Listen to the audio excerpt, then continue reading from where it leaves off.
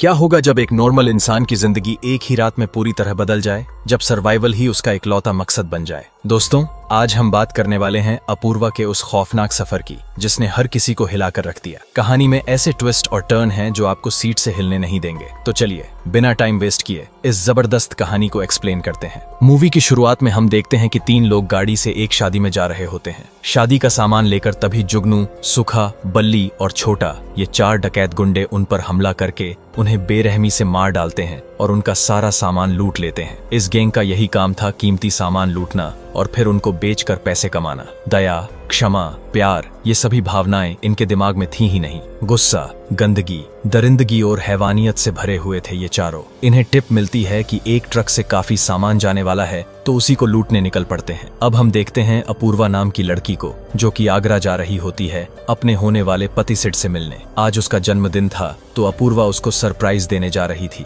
जिस बस में अपूर्वा बैठी थी उसी के पीछे उस गैंग की गाड़ी चल रही थी। तो वो लोग बस से साइड मांगते हैं, पर बस वाला कुछ ज्यादा ही घमंड में चूर था और उन गुंडों को साइड नहीं दे रहा होता। पीछे वाली कार में जुगनू नाम के गुंडे का माथा थोड़ा सनक जाता है, जिस वजह से गुस्से में वो गाड़ी बस के आगे लगाकर ड्राइवर और कंडक्टर दोनों को बाहर निकालकर पहले खूब उन्हें पीटता है। लेकिन घमंडी ड्राइवर ने जुगनू को जोर का थप्पड़ जड़ डाला, जिस वजह से वो नीचे जा गिरा। ड्राइवर जुगनू से कहता है कि साले 1.5 फुटिए, तेरे जैसे बोने भी अब क्या मुझे कूद कूद के मारेंगे। जुगनू को ये बात बिल्कुल सहन नहीं होती और वो वही गन निकालकर ड्राइवर को गोली मार देता है। अब वो लोग बस में बैठे लोगों का सामान लूटना शुरू कर देते हैं। उसी वक्त अपूर्वा के पास सिड का फोन आने लगता है, जो कि सुखा देख लेता है तो वो फोन उठाता है। सिड समझ जाता है कि फोन किसी और के पास है तो वो गालियां देकर कहता है कि अपूर्वा से बात कराओ। दरअसल सिड जो उनको गालियां देता है तो उसका तो मतलब यही था कि वो जो भी हो डर जाए और अपूर्वा को छोड़ दे। लेकिन सुखा को लगता है कि उसके आत्मसम्मान को ठेस पहुंची है और वो कहता है कि हम इसे उठाकर ले जा रहे हैं, अगर हिम्मत है तो आओ और छुड़ा कर ले जाओ। अपूर्वा पूरी कोशिश करती है उनके चंगुल से बचने की, पर वो लोग उसे जबरदस्ती उठाकर लेके चले जाते हैं। फोन बस में ही गिर गया था तो सिड का फोन आ रहा होता है। बस में बैठा एक आदमी कॉल अटेंड करके बता देता है कि वो लोग उसे उठा के ले गए। सिड और अपूर्वा की अरेंज मैरिज होने वाली थी और दोनों ही तैयार थे एक दूसरे के साथ अपनी पूरी जिंदगी बिताने के लिए, क्योंकि दोनों में ही वो खासियत थी जो एक शादी के रिश्ते को चलाती है। वो है अपनी खुशी से ज्यादा अपने जीवन साथी की खुशी के लिए सब कुछ करना। सब कुछ सही जा रहा था, पर अब ये कांड हो गया। वो लोग उसे खंडहर वीरान सी पड़ी एक जगह पर ले जाते हैं जहां एक मालगाड़ी का डिब्बा खड़ा था। बल्ली, छोटा और सुखा तीनों अपूर्वा के साथ जबरदस्ती करने की कोशिश करते हैं और उसके साथ ऐसे पेश आ रहे थे जैसे वो कोई लड़की नहीं कोई खिलौना हो। अपूर्वा छोटा पर हाथ चला देती है तो छोटा उसे खींच के तमाचा मार देता है, जिसके कारण वो तुरंत बेहोश हो जाती है। जुगनू भी कम नहीं था, वो जो सिगरेट पी रहा था वो अपूर्वा के हाथ में बुझा देता है। एक ज्योतिष की किस्मत खराब थी कि वो गलती से वहां से गुजर रहा था तो वो लोग उसे भी धर दबोच लेते हैं, वो भी इस डर से कि कहीं इसने जो देखा वो पुलिस को ना बता दे। चारों लोग नशेबाजी करते हुए अय्याशी कर रहे होते हैं कि तभी अपूर्वा को होश आ जाता है। अपूर्वा चालाकी दिखाते हुए वहां से भाग निकलती है और पीछे पीछे ज्योतिष भी भाग लेता है। अपूर्वा पूरी ताकत से भाग रही थी कि उसे बगल से आता छोटा दिखाई नहीं देता तो वो उससे ही टकराकर गिर जाती है। ज्योतिष तुरंत रास्ता पलट के एक कोना पकड़ के छुप जाता है। छोटा उसके बाल पकड़ के वापस ले जाने लगता है, लेकिन अपूर्वा उससे जान छुड़ा के भागती है। छोटा उसे फिर से पकड़ लेता है कि तभी अपूर्वा के हाथ एक बाल्टी लग जाती है, जिससे उसके मुंह पर लगातार वार करते हुए उसे मौत के घाट उतार देती है। अपूर्वा के अंदर इतना गुस्सा भरा पड़ा था कि वो उसके मरने के बाद भी बाल्टी से मारे जा रही थी। इसके बाद अपूर्वा तुरंत वहां से भाग निकलती है और चीख सुनकर तीनों वहां तुरंत आ जाते हैं। तो जो नजारा उन्हें दिखता है वो देख के हैरान हो जाते हैं कि एक लड़की ने इसे कैसे मार डाला। उधर सिड उस जगह पहुंच जाता है जहां से उन लोगों ने अपूर्वा को उठाया था तो पुलिस आश्वासन देती है कि वो लोग लगे हुए हैं उसे ढूंढने में।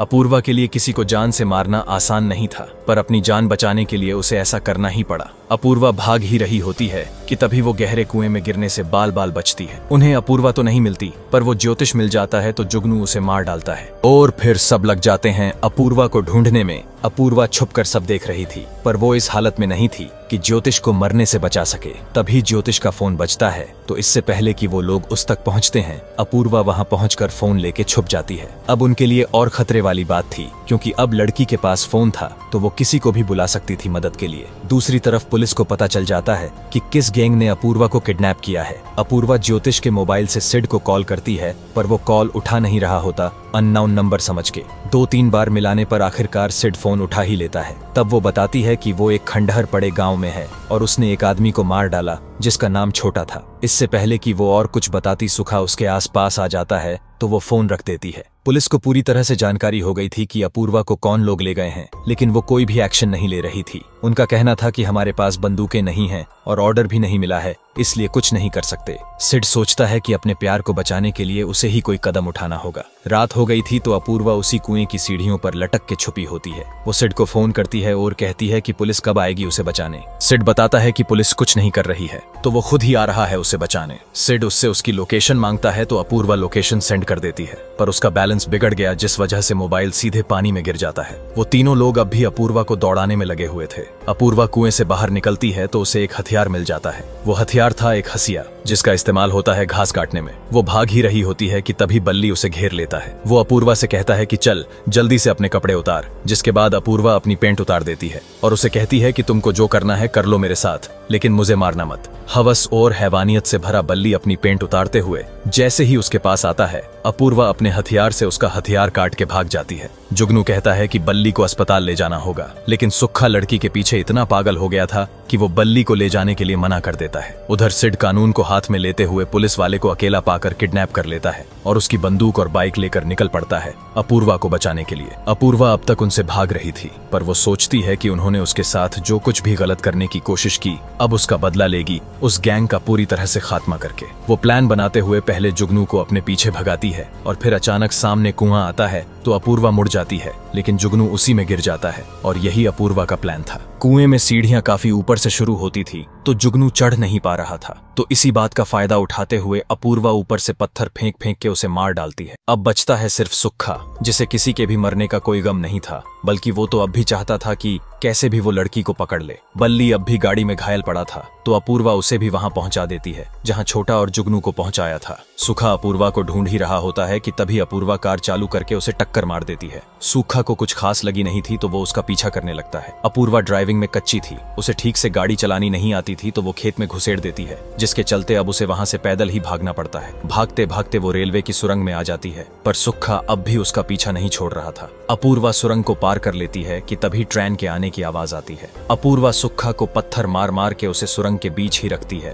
ताकि ट्रेन से कुचल के वो मर जाए। सुक्खा फिर भी बच जाता है, लेकिन पूरी तरह से घायल हो चुका था, पर अब भी उसके अंदर बसी घिनौनी सोच जिंदा थी। सुक्खा कहता है कि मैं तेरे साथ ब्याह करूंगा लड़की, मान जा और मेरे पास आ जा। सुक्खा अपूर्वा से कहता है अपना नाम तो बता दे। इसके बाद अपूर्वा एक बड़ा सा पत्थर उठाती है और उसके मुंह पर फेंकते हुए कहती है कि मेरा नाम अपूर्वा है अपूर्वा, सुन लिया तूने कमीने। इसके बाद अपूर्वा कैसे भी करके ट्रेन क्रॉसिंग लाइन के ऑफिस तक पहुंच जाती है और तुरंत सिड को कॉल करती है। बहादुरी दिखाते हुए अपूर्वा उन दरिंदों से बच निकली और फिर इसी सीन के साथ साथ ये मूवी यहीं पर खत्म हो जाती है। तो दोस्तों, अपूर्वा की ये कहानी सिर्फ एक सर्वाइवल थ्रिलर नहीं बल्कि इंसानी हिम्मत और हौसले की भी मिसाल है। क्या आप ऐसे हालात में खुद को सर्वाइव करते देख सकते हैं? कमेंट में बताइए कि आपको इस मूवी का सबसे शॉकिंग मोमेंट कौन सा लगा, और अगर वीडियो पसंद आया हो तो लाइक और शेयर करना मत भूलिए। साथ ही सब्सक्राइब कीजिए ऐसे ही धांसू एक्सप्लेनेशन के लिए। मिलते हैं अगले वीडियो में, तब तक के लिए स्टे क्यूरियस, स्टे सिनेमैटिक।